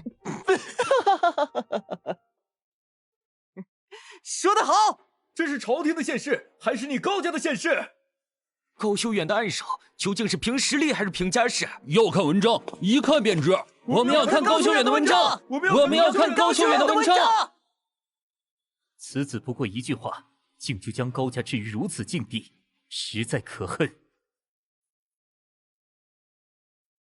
将他抓起来！接下来该怎么办？那你可要记快点。高家能堵住我的口，能堵得住悠悠众口吗？能堵得住这天理昭昭吗？我辈读书人当恪守本心，不畏强权，纵使身死，亦要留清明在人间。怎么能这样？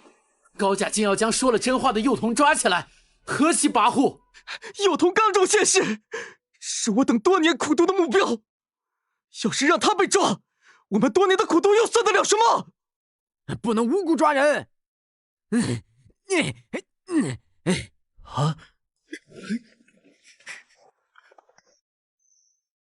哎呀，到底是谁敢对两位公子下狠手啊？县尊大人，那些世子要反了，你赶紧派人去将他们全抓起来。您看这不过是县试放榜后，落榜世子受不住打击闹点事，规劝一番也就好了。二哥，他们分明还打了咱们的家丁，还……闭嘴！科考后落榜世子情绪激动是人之常情，此事还要劳烦县尊大人处置。分内之事，应当的。高二公子今日受了惊，不如先在衙门歇歇，待本官处理好此事后再来招待。开门！住手！这些个世子平时倒是文弱，到吵架打架时，那是各顶各的厉害，瞧瞧都把人打成什么样了。要不是高家两位公子跑得快，怕也是跟这些家丁一个下场。此处乃是我平兴县县衙，你们怎敢在此闹事？高家嚣张跋扈，纵奴行凶，我等如何能忍？县尊大人乃是我平兴县父母官，难道要据高家权势不成？高修远那暗手怎么来的？高家人难道不知道吗？竟还在榜下得意，脑子是不是有坑？本官一向公正廉明，你们的答卷本官一一看过，却有些好的被落了卷。然平心县县试可中者只能有50人，榜上之人文章写得比你们更好。若是不服，本官就将他们的答卷尽数贴出来，你们自行比对。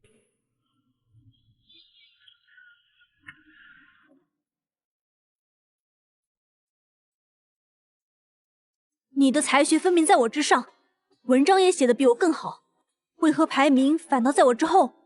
刚才高二公子好似笃定我不会中，那个恶臭的特号跟高家脱不了关系，8成陶县令玩平衡术才让我榜上有名。高家要弄死我，跟碾死一只蚂蚁没区别。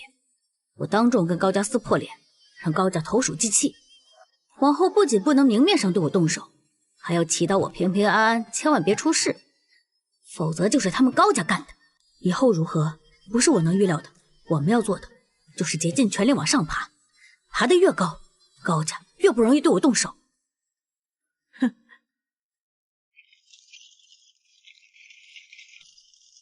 我的儿子中了县试，可陈青梅没中，大哥脸都绿了。我还是不要太高兴了。可是我的亲儿子和养了6年的儿子都中了县试。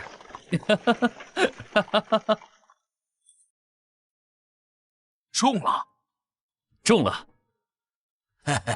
我早就知道青梅是个聪明的，真就中了县试了。你爷爷在底下可算能安心了。好，好啊！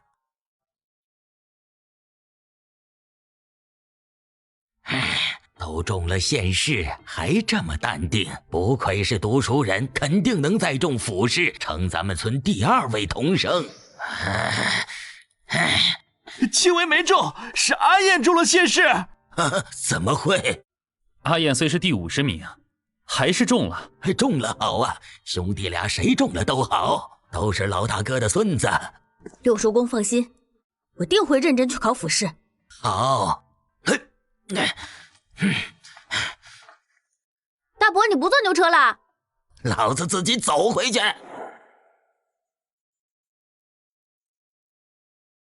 把读书人惹急了，他们是要闹事儿的。既然想看文章，贴出去便是，文无第一。他们纵觉得自己文章好，也说不出个所以然，反倒是藏着掖着，更招疑心。陶大人很看重陈燕，陈燕自是比不过七公子，但他文章锐意进取，当得神童二字。若不娶她，日后他才名传开，我等可就名声尽毁了。按手给修远，已是我对高家的诚意。平兴县不过偏远小城，纵有才名，也传不出去。县尊大人，外边世子又闹起来了。还闹什么？他们说陈燕的文章堪当暗手，不该屈居。二位请看，我取中陈燕，尚可推说是个人喜好；若没取中，今日这麻烦更大。县尊有公务要忙，我等不便叨扰，就此别过。二哥，那些刁民闹得那般嚣张，抓起来便是，为何要忍气吞声放他们走？你还嫌我们高家的麻烦不够多？父亲若还是3品大员，今日何须看这些世子脸色？啊！如今父亲丁忧在家，政敌环伺，士林这股力量绝不能得罪。陶都一个没根基的县令，都敢阳奉阴违，真把事闹大，朝廷再派来的县令，还会听我们高家的吗？平日叫你多读书明事理，你偏不听，今日才受这份屈辱。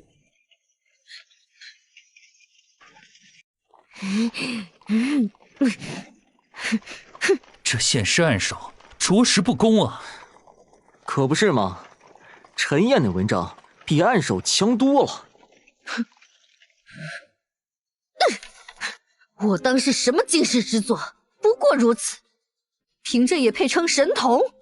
公子，外面都传开了，各书院的士子都说您这暗手来的不公，是高家故意打压陈燕。胡说！他文章排50名已是抬举，都出去，别来烦我。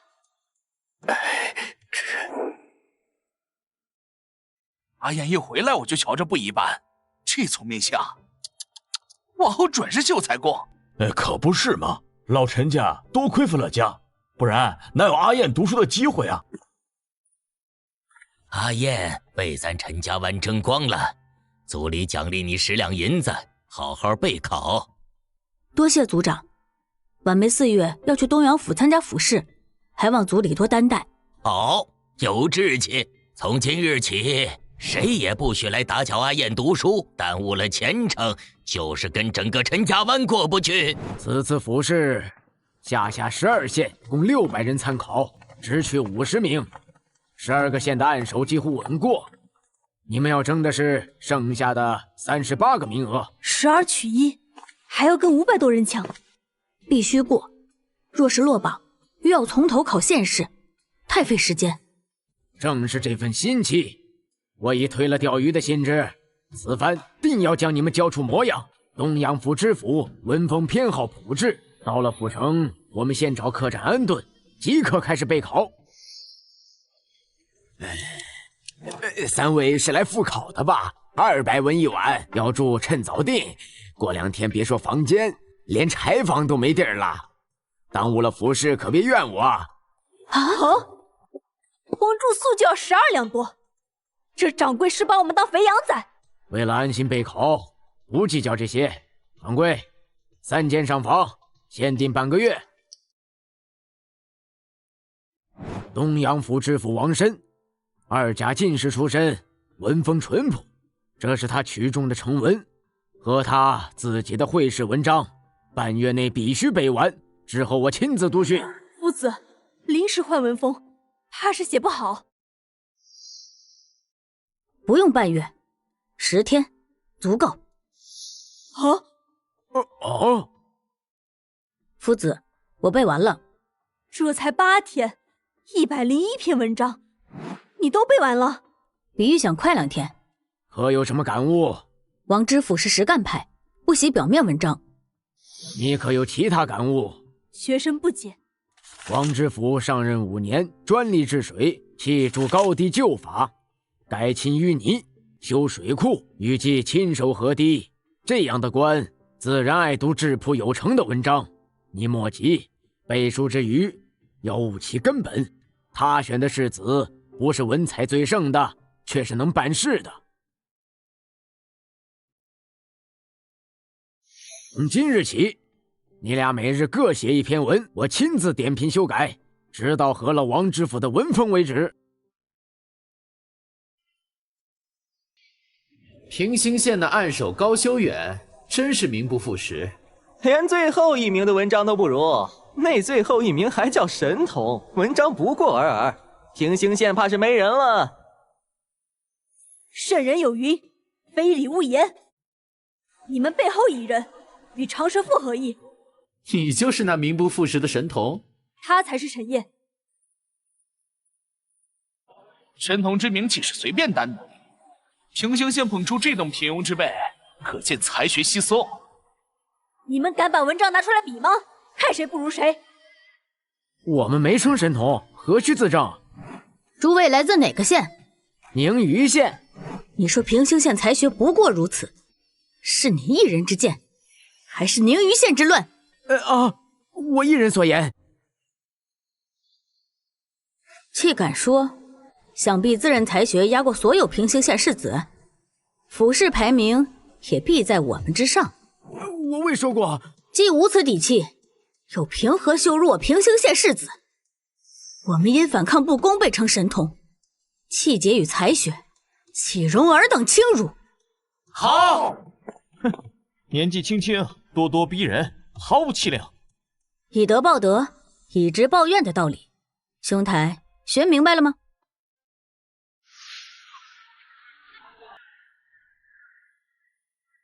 阿爷，你太厉害了，几句话就把他们逼走了。你怎就敢贸然冲上去？我不能让他们辱没你的名声。此番冲突虽是意外，却让你们扬名了。府城世子齐聚，这事用不了多久就会传开。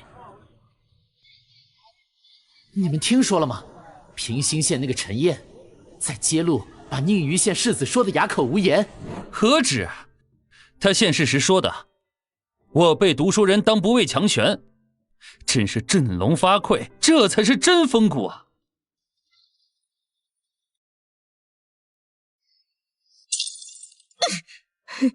岂有此理！平兴县骂不够，到了府城还敢嚼舌根，我高家七公子何时受过这等屈辱？公子息怒，要不咱们回府闭门不出？去，把这事立刻回禀二哥，就说陈烨那小子的流言都传到府城了，若再不处置，我这暗手的脸面都要丢尽了。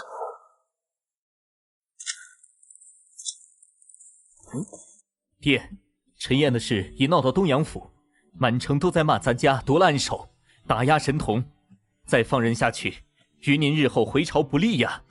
我早教导过你，做事需三思而后行。当初争这个暗手时，你可曾想过今日？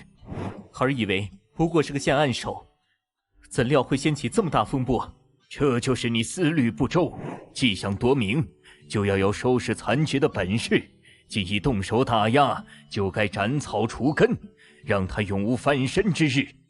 可东阳知府王申非我派系，府事不好操作，如今再动陈燕，矛头直指咱家，名声损失更大。世人最喜造神，更喜将神拉下神坛，再踩上几脚，以显自己高尚。爹的意思是，一个陈燕不过是世人捧起来的神童，待风头过后，只需轻轻一推，让他摔得粉身碎骨。到时谁还会在意一个小小的县暗手？谁还会记得咱家当初的手段？儿明白了。进。陈兄，我等无良师指点，文章多有困惑，听闻你才学出众，特来请教，望不吝赐教。诸位客气了，互相切磋罢了。吃这个。大唐的吃食来历不明，恐有人动手脚。夫子所言极是。大清早找死吧！燕郎出来见我，你再不出来，我就不活了。哪位仁兄的风流债？赶紧处理了，别耽误复考。燕郎是平兴县陈燕。我枉你为读书人，犯下这等错事，还不快下车！燕郎，你我商议赎身，我把积蓄都给你了，为何躲着我？我不认识你，何时拿过你的银子？你竟不认我？你的好笔上刻着我的名字暖燕，拿出来大家一看便知。我是周继白，并非陈燕。连人都认错，分明是诬告。天色黑，我没看清。既没看清长相，又记不清声音，为何舍得交出全部积蓄？好男不与女斗，陈兄应有气量。兄台若愿放弃府事，送他离开，我便作罢。与我何干？劝人时是圣人君子，损及自身便退缩。你这无耻之徒，我不屑与之为伍。劳烦夫子看住他，待我考完，报官处置。安心复考，此事交给我。我把你骂人的话记下研读，今日可算派上用场了。学点正经的。各位公子，贡院到了，恭贺各位，他日榜上有名。多谢。衣服鞋袜全部脱下，头发散开，馒头掰开，不许私藏遗物。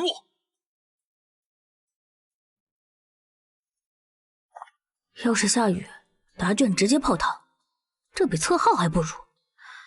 高家真不是东西，县试加府试已经2次了，若那女人也是高家安排的，那就是要彻底毁了我。越是如此，越不能慌，安心答题才是正事。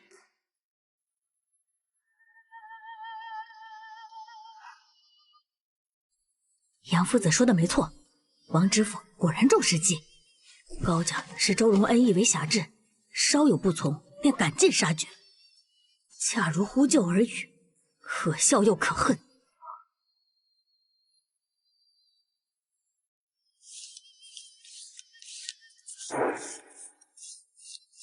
得赶在日头最毒前写完5经题和试题诗。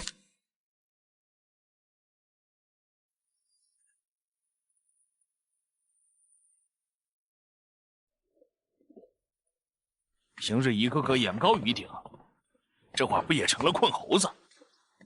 就是要让这些酸书生尝尝滋味。他怎么在睡觉？这好蛇连翻身都难，他倒自在，定是题目太难，自暴自弃了。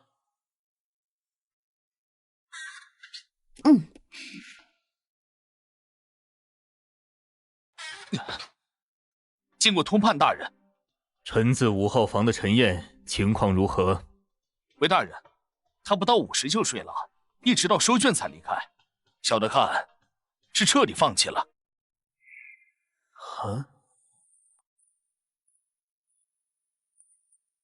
高二公子，您看，这陈燕不过是个黄口小儿，怕是知道自己才疏学浅，直接认栽了。你可知他县试向来50便交卷，府试可比县试难上100倍，即便有人早交，也得挨到未试。他呀，就是没那本事。不管他答没答完，把他的答卷毁了。是，高二公子放心，多此一举。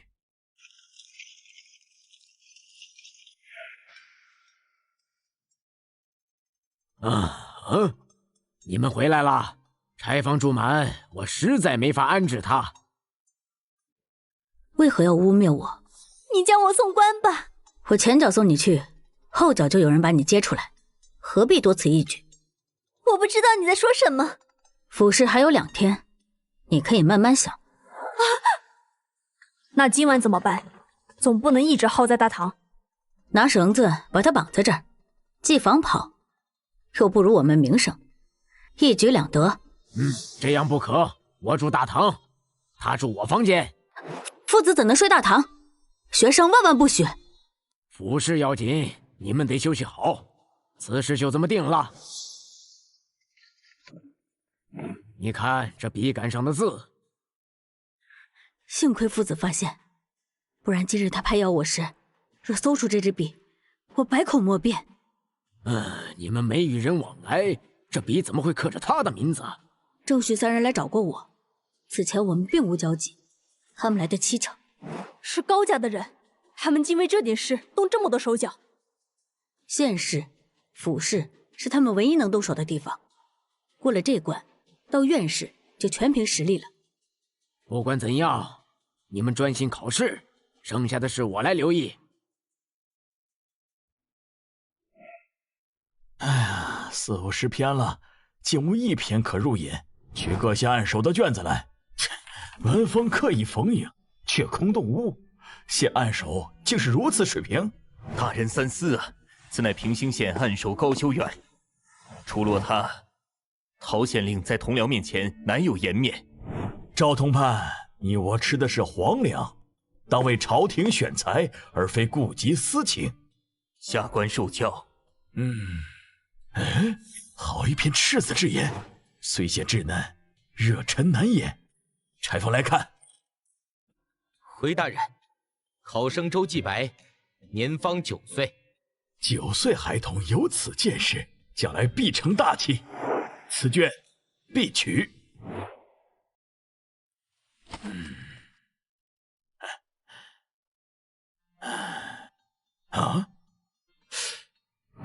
虽巧儿有些稚嫩，却满腔热忱，难得的赤子之心。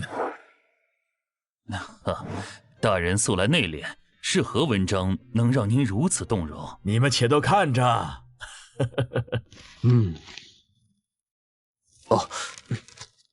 此答卷条理分明，环环相扣，实在不可多得。文风淳朴，隐隐有大家风范。文章质量倒是不错，不过这文风，倒是与王知府如出一辙。赵同判以为此文如何？此前因高修远之事，与王知府起冲突，不可再得罪。反正高二公子也未限定暗手人选，下官以为此文实在难得，该当暗手。所言甚是，所言甚是啊！还有2场未考，如今点暗手，为时过早。可见赵同判对此文喜爱之深，竟迫不及待了。赵同判也是性情中人呐。看看究竟是何人能得赵同判这般赏识？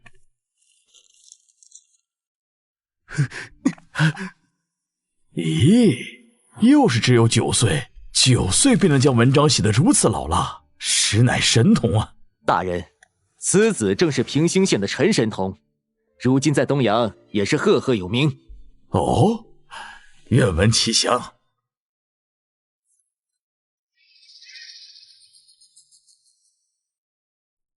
赵同判果然好眼光，竟发掘了一名神童。知府这是要让我当替罪羊。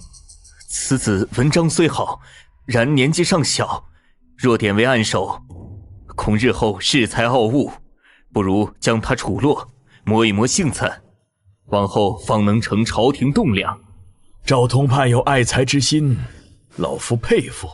只是他乃农家子，家中供其读书不易，若贸然处落，家人恐以为他无资质，断了他的求学之路，这岂不是我等有负朝廷，有负居父？如此神童，万万不可埋没。要磨性子，也该等他成了童生，给家人留个念想才是。众位所言甚是，只是此时才第1场，直接点暗手确实为时过早。第2场，碧蓝陈燕。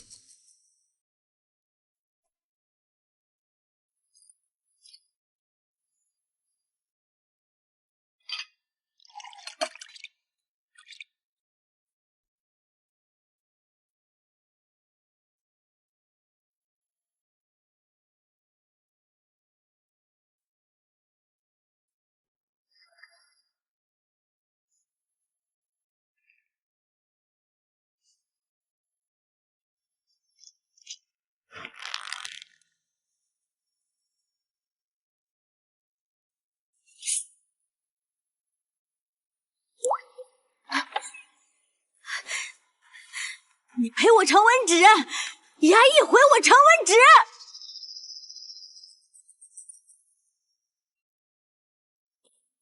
我的文章全毁了！扰乱科考，以舞弊罪论处，拿下。父皇命复考，反遭衙役陷害。大人不分皂白就抓人，是要包庇恶徒吗？纳粮科考，岂能藏污纳垢？放肆！高家手眼通天，竟能左右府事，快来人主持公道！快带走！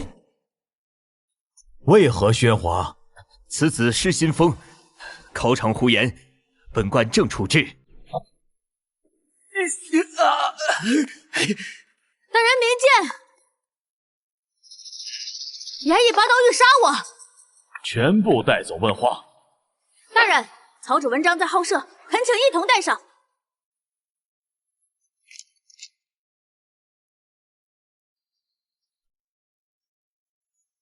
学生见过府台大人。是你扰乱考场。大人，学生若不如此，早已命丧贡院。闹这么大动静，只为见本官？实属无奈。你就不怕本官治罪？大人造福民生，是清官好官，必明察秋毫。学生文章已完，恳请提早交卷。哼，成文纸一毁，如何交？曹植有全文，恳请赐纸誊写。哼哼，既自信便默写出来。多谢大人开恩，大人乃青天大老爷。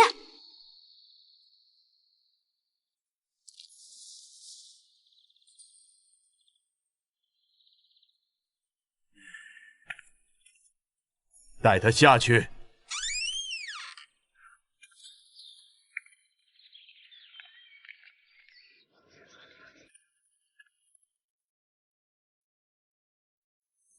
陈燕3场文章字字珠玑，按手非他莫属。此子品行不端，大闹考场，且出舍默写，谁知文章是他所作？我亲手他草纸，与默写稿一字不差。这还不够？哼，他是铁石毫无灵气，府试一考此刻，岂能作数？陈燕排第2。大人，陈燕文章最优，谁能当暗手？此子年少跳脱，当磨一磨性子。高修远文章沉稳，暗手当之无愧。回客栈等，榜帖出来，早晚会知道。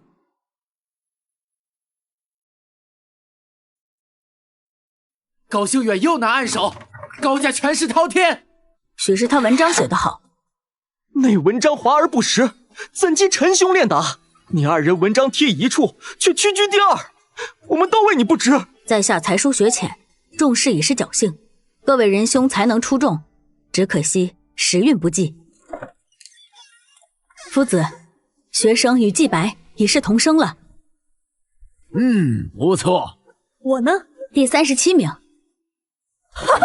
我排第37名。王后还有院士中了生源，才算真有功名，切莫松懈。好的，夫子。暗手是谁？高修远。高家太贪心。高修远文章不配暗手，高家这般霸道，必引世子怨怼。夫子料事如神，平兴县的世子们怨气冲天，刚刚来找我，想推我出来与高修远唱对台戏，被我推辞了。你推辞的对，一线世子表率你还担不起。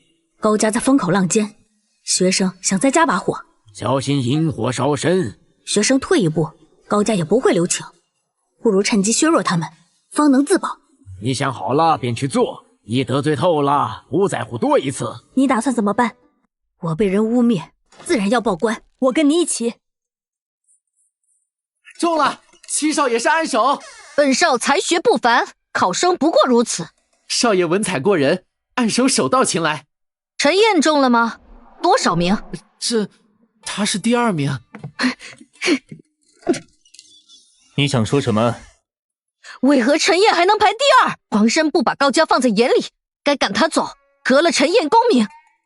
祸水东引便是。二哥厉害，此事你莫插手。二公子不好啊！陈燕告了高家。放肆！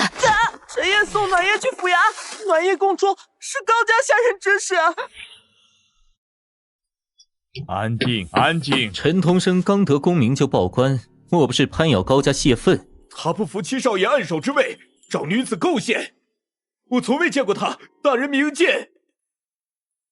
二公子有何说法？凭大人审理，若真是高家下人所为，绝不轻饶。高明远一介白身，为何能坐于公堂？我家二公子处处是座上宾，与你何干？大梁历律载明，为生源见官不贵，举人可坐堂，他凭什么？蒙大人赐座在下，无福消受，撤了吧。陈公子有何证据？无凭无据，便是诬陷。我何时告过高家？告高管事就是告高家。蠢货！高七公子是说高管事能代表高家，还是他的事都是高家指使？我没说，都别笑。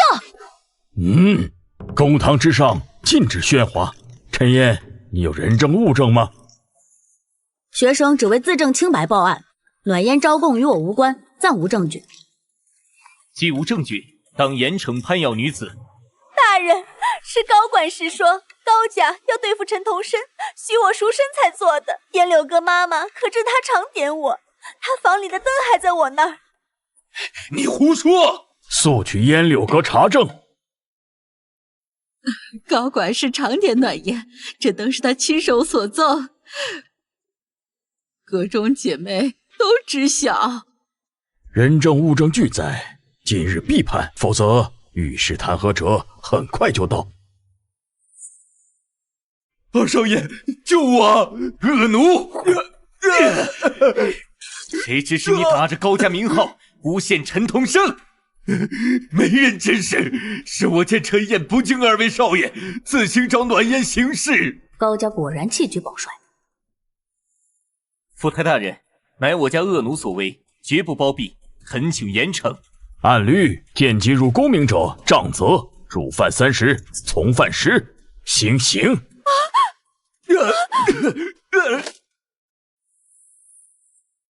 你真有能耐！仰仗做事公正，学生才敢讨回公道。神童多不成器，因恃才傲物，不知权势可畏，才学护不住自身。学生受教。君子报仇10年不晚，当韬光养晦。学生实为自保，若今日不报官，烟花女子拦车之事传开，我名声尽毁。既如此，好生备院试，若中，本官助你入府学。谢作师栽培。嘿嘿，你真有福气呀！阿燕9岁过县试，比咱们这些泥腿子强多了。多少人读一辈子过不了县试，这回他若过府试，就是童生了。府试哪那么好考？他就是去试试啊。县试排最后1名罢了。陈家湾都没童生，他才学几年书，最后1名也是中了。中不了府试，来年还得从头考。府试花销大，你家底子早空了吧？地里刨食供不起读书的，当初非要分家，如今倒会享口福。天天吃干的，哪像我们省着过。县试都要3、4两，府试更费钱。德少怕是把分家的钱都花光了。日子是省出来的，别把家底子折腾没了。各位奶奶婶婶不用费心，小子能挣钱，不劳大家挂心。都瘦了，回家就杀只鸡补补。1个月挣1、2两，堪堪够花销。1、2两？你上哪挣的？阿奶没说我的画值钱，孟少爷还来催过话。阿燕读书的钱都是自己挣的，家里吃的也靠他，孩子熬夜画画苦着呢。真是好小子。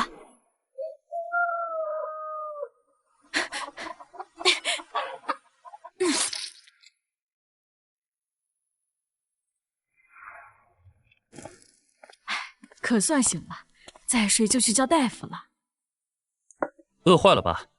快喝鸡汤。儿子，天将降大任于斯人也。总之没中也没事，咱再考。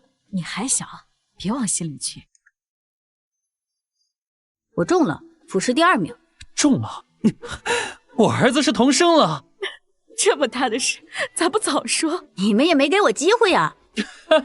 哇哦！我儿子陈燕中童生了！深更半夜何事？我儿子陈燕中童生了！文曲星下凡，陈家湾要兴了！必摆宴席，请回外嫁女，让4邻都知道陈家出了贵子。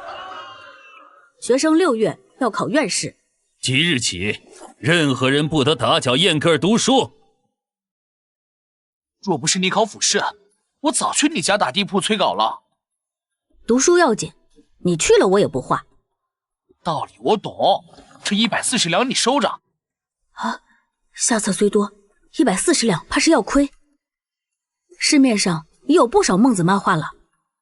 你是童生，身价早涨了，论做生意，10个你也不及我。快准备下一本，大梁右头都等着九渊先生呢。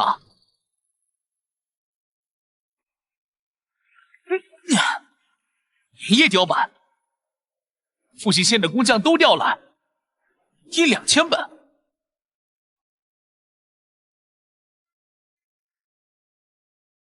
原来孟子这么好记，老板买1本。哎，老板还有书吗？卖光了，工匠们正在加印。把那些仿本的书肆都给我压下去！周荣有学未归，就不铺张摆席了，咱们自家人热闹热闹。周夫人客气了。季白和阿燕能作伴备考，我们才该多谢。院试8月底开考，还在东阳府贡院。报名后随我去府城特训，这里僻静，已客栈稳妥。何若水大人是永安6年1甲榜眼，学富五车，文章享誉士林。他掌镇江省学政，能定生源功名，比主政官更让世子敬畏。我们的文章在他面前，岂不是班门弄斧？我不想去丢人。他任提学官3年，知院士水准莫忧心。今年是他最后一任，若中，你们便是他门生。文章华丽豪放，我文风淳朴，格格不入，尽力就好。先顾好你自己。我文风偏华丽，贴合宗师喜好，总不至于被出落。祭拜多练便可，阿燕不必改文风，精进质朴本色即可。宗师变得好文好坏。好的，夫子。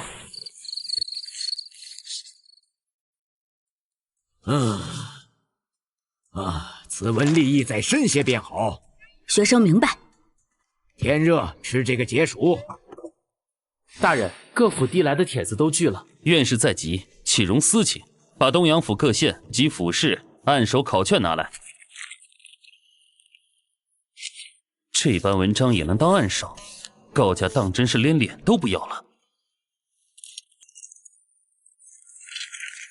金意精准，故事生动，竟是启蒙神书。院士好，务必寻到九渊此人，我要见他。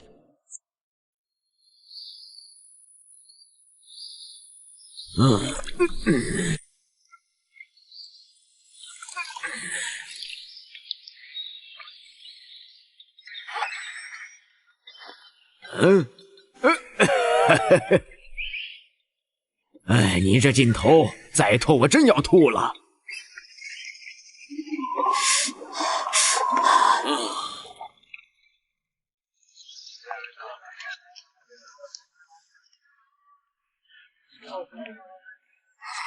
刚凉快没半刻。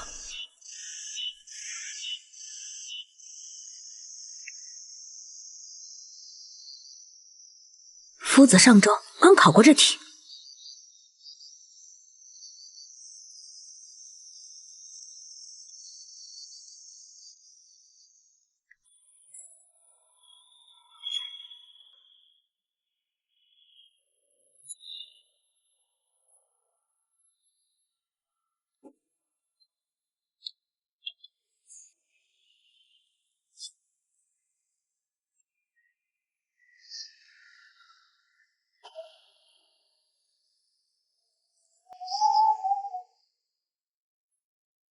人识了无妨，纸绝不能毁。我的卷子啊！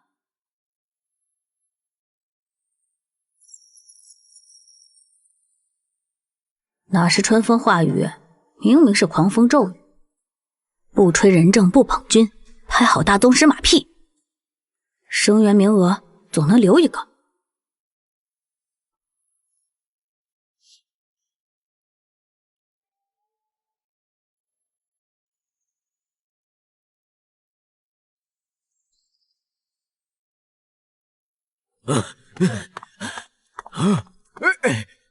怎么烧得这么厉害？